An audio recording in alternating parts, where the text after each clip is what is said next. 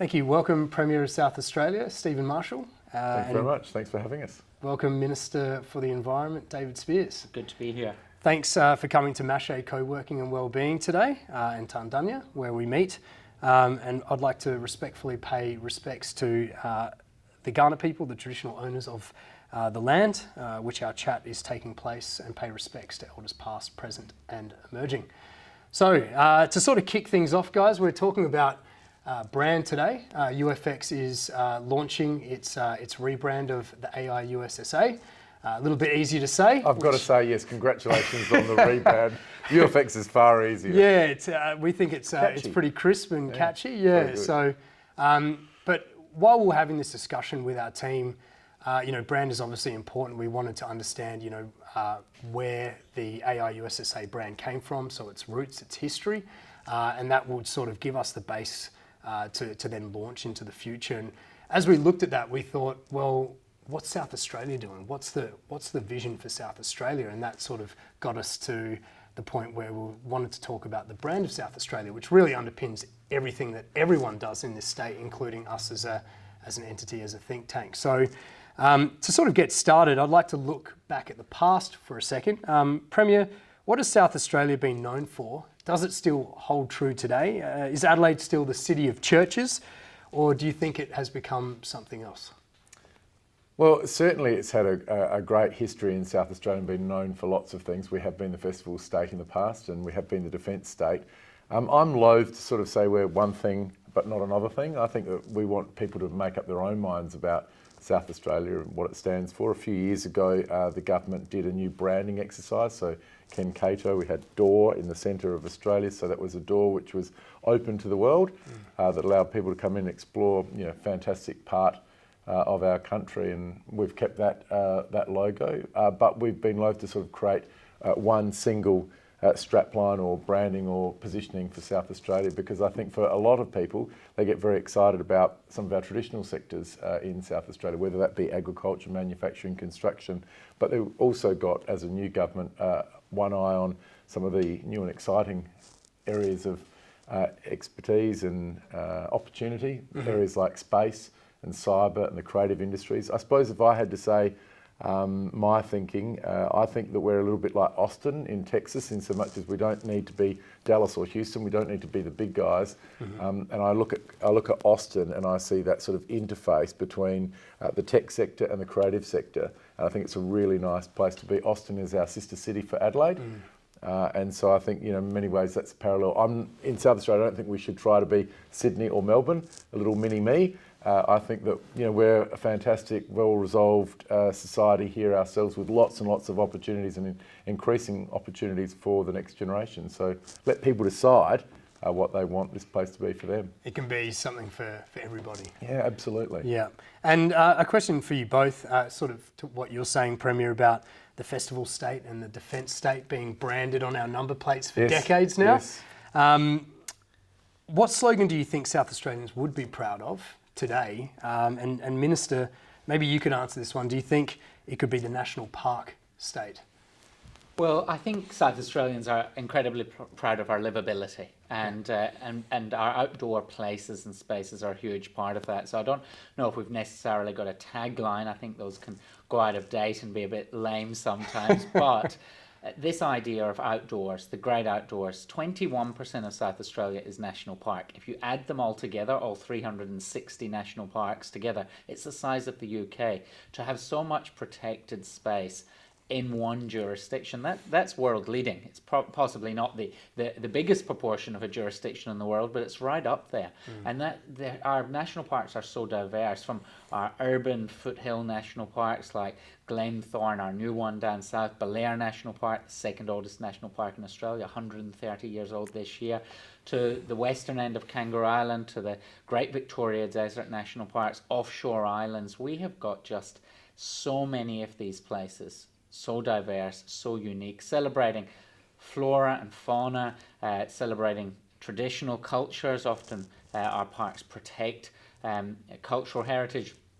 Last week I was out at our newest national park, Nilpena Idiakarra National Park in the northern Flinders Ranges, which protects fossils and an ancient landscape.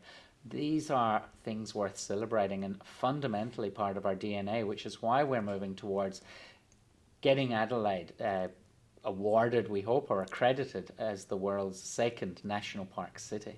It'd be exciting for us to be on the map. I think we've been called a few things lately: livable, kind. So why not national park? They're all great things, right? And that outdoor stuff leads right to our livability. Yeah. You know, to be able to get into the open space. We've got more than 20 protected national parks or conservation parks in our city, never mind all the ones we've got in regional South Australia, and our marine parks, our beaches, our Flurio, Barossa. There's just so many, and that goes to the very heart of our livability. And speaking of a festival state, Premier, yes. I know that you're very into the festivities and the arts sector here. Do you think that the culture of a place defines its character and in turn its brand? How do you think arts and culture play to South Australia? Yeah, look, I think that the arts are inextricably linked to the culture in South Australia, the types of people we are. I think it's in our DNA. We've got the second oldest arts festival in the world, the Adelaide Festival, and it's been going for more than 60 years, and it's something that I think every South Australian has come into contact with somewhere along the way. But it's not just the Adelaide Festival now. We have the Fringe, we have the Adelaide Cabaret, we've just got a brand new festival which is Illuminate Adelaide, which is held during winter. Fantastic, yeah. People got out. Yeah, there was so many people out. Yeah, it was raining as well. And, yeah, it was amazing. It was amazing, yeah.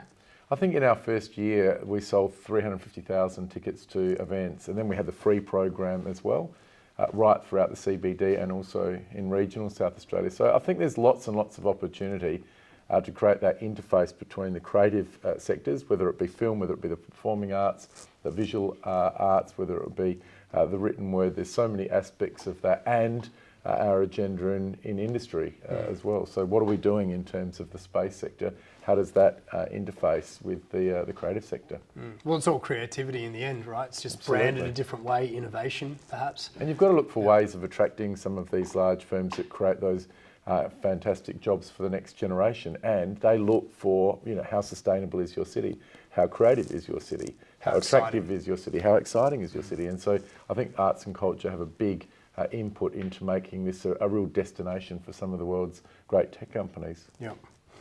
And rigorous debate to sort of get a little bit more serious. Not that we're going to be debating anything today, but and public discourse is sort of centred to culture. It's the centre to democracy, really. How important are independent associations and think tanks like Urban Futures Exchange to South Australia and to its brand?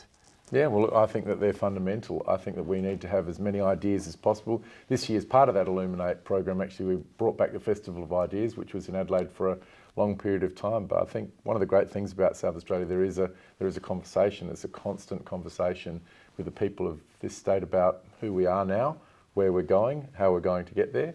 Not everybody always agrees on everything, but I think generally speaking, those conversations are really good, and I know that we as a government value that input from individuals, but also from associations. I don't know about from your perspective, David. Well, I think Adelaide and South Australia is big enough to have a real battle or dialogue of ideas and to be a test bed for ideas, but small enough to get things off the ground and to test them before they go even bigger, national or international. So I think I've often thought, as someone who's lived in two hemispheres, two very different lives before, grew up in the UK before moving here, I often thought Adelaide is at that sweet spot of population that we can really test those ideas, work them out, and the ones that aren't going to work might fall away, but we can then turbocharge the good ones and get on with them. And I think Adelaide and South Australia has a history of that. That goes back to the start of our state, post-European colonisation. We were set up differently from other states. You mean we weren't convict colonies? That's exactly what I mean. We were set up differently, and we were an experiment. Yeah. And we continue to experiment. And the Premier mentioned the Adelaide Festival of Ideas. There used to be the Adelaide Thinkers and Residents program, which was under the Rand government, a program that I thought was really worthy in bringing in external people, challenging South Australia, and then South Australia getting a bit of inspiration and running with it. Yeah. And, that's a good thing. Do you think thinkers will get the platform as much as people in sports, perhaps? Like we did back in the day with the Greeks, you know, being sort of superstars, these thought leaders? Is this something that that Adelaide could be, or South Australia could be, a place for progressive thinking? Yeah, look, I think it always has been. I take, for example, some of the early work in the environment. You know, we were the first to put the container deposit legislation in. Some jurisdictions are still thinking about that. We've always been a leader in green organics recovery and recycling, reuse, getting that sort of organic fraction back into the soil. And now David and his team have done a great job with banning single-use plastics. And I see other jurisdictions thinking, oh, if South Australia can do that, why can't we do that as well? And so, look, somebody's always got to take the lead. And I think South Australia has historically been very progressive, very reformist. And I think, you know, there's always that opportunity, because back to what David was saying, look, we're sort of 7% of the population. Sometimes we can be a little bit more nimble, flexible. We can do things that others can't do. So I think also our attitude, right, stemming back to, you know, the very early days of when the first settlers arrived. It really was set up as a utopian sort of experiment rather than a place to sort of send criminals. Yeah, it was risky, right? It was a risky thing to do, to travel to the other side of the world to this different settlement. And yeah, I suppose that attracted a certain type of person or a certain type of mindset. So it's in our DNA. It is, and you know, if you think about it, in South Australia we had our first elections after settlement 21 years after the first settlers arrived. New South Wales was 77 years, but interestingly in that first election in 57, all Aboriginal South Australians had the same voting rights commensurate with the settlers. So they lost that when we became a country in 1901, but from the beginning of our democracy here in South Australia, Aboriginal South Australians had that vote. We were the first place in the world to allow women to run for Parliament, second place for them to vote. Again, we did this decades and decades before it happened in, you know, other parts of the world. So I think we've shown that in the past, and so it's part of our DNA, it's part of who we are and where we've come from, but I most importantly think it's where we're going as a state as well. Thank you. So Adelaide has historically been a very well-planned city, we know that. Nestled on the flat Adelaide Plains, bordered by the foothills and the ocean, and surrounded by our iconic Adelaide parklands. I think we could lean into these physical assets a little bit more, don't you think, Minister? And be maybe perhaps a world leading active city or cycling city. You know, we have all these amazing natural assets that are conducive to this form of transport. People walking, people running to each meeting, maybe even to, you know, another media meeting. And this could also radically reduce transport emissions, which obviously is good for our carbon reductions, which we need, and increase the livability ranking on the global stage, which is quite important. What do you think of these opportunities? Maybe if you want to start, Minister. Well, you're always going on about mountain biking. That's one of your big areas. I think we could be the mountain biking capital of the country. That's what he says. We could be, because the geography lends itself with the way the hills wrap around the eastern side of the city. Very few cities in the world have got hills so close to the CBD and the population centre. You know, it completely is a massive opportunity for our city to lead the nation in terms of mountain biking. That's just one thing. But you look at most of the city, it's very flat, and the Adelaide Plains, of where about 80% of our city is built, our capital city is found, and so that does lend itself very significantly to walking and cycling. Big part of that, from my point of view, and tying into that idea of getting Adelaide accredited as a national park city, a city recognised for its connection to nature, is greening the city. We are actually quite a green city overall, but we've got to maintain it in the face of a changing climate. A cool, healthy city is critical to encourage people to walk, to get outdoors, to cycle. It's all, you know, on a hot day, you always want to walk down a tree-lined street as opposed to one without trees, because it's just so much cooler. And so that's an area that I've got a particular focus on. We set up a body called Green Adelaide, and its aim is to make Adelaide a greener, cooler, wilder, and I really like that word. So greener, cooler, wilder, more climate resilient city. And we are moving forward with a whole range of projects to make sure that as our city becomes inevitably denser, because we are getting more denser living, and that comes with lots of benefits. It stops urban sprawl, it consolidates parts of our city. but we have to make sure we don't lose trees, we don't lose green open spaces at the same time. And there's a real imperative, a drive to ensure that while there are parts of our city becoming denser, we've got to really concentrate on the green open space as well.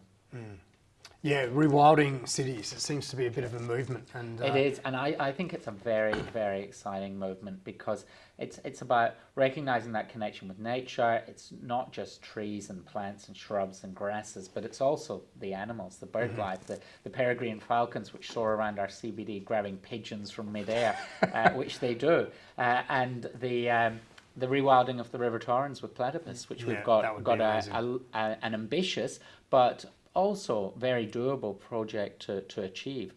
You can imagine hanging around the footbridges across the Torrens looking for those platypus. Now, even if they're there, you probably won't see them very often, but that idea that they could be there in the future, I think that's pretty exciting. Absolutely. Thinking more about South Australia's unique natural assets, and to close our discussion today, where does Adelaide as a green, livable and climate resilient city position itself in terms of its global brand?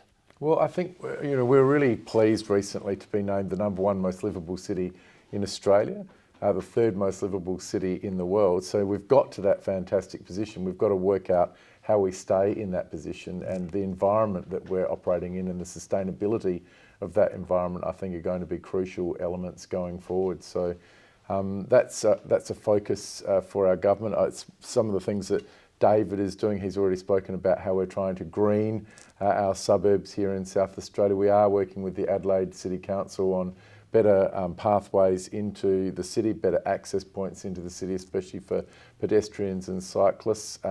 This is not always without its debate.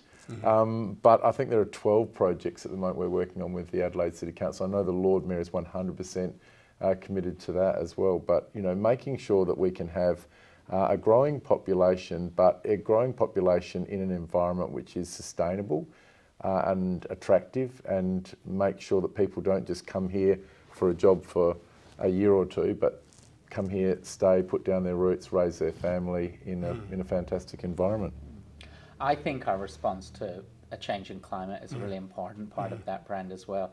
We've been really leading nationally and internationally now for the best part of a couple of decades. It's been quite seamless transition between the previous government and our government when it comes to climate action. We know the climate is changing, so we've got 2 areas that I think we need to concentrate on: national and international leadership and showing what can be done, and also adapting. So you've got to green our city, green our regional cities to ensure that they are more resilient in the face of a changing climate. But I actually see the very immense and exciting opportunities around climate change, and I think a lot of people get scared and worried about the impacts of climate change, and we should be.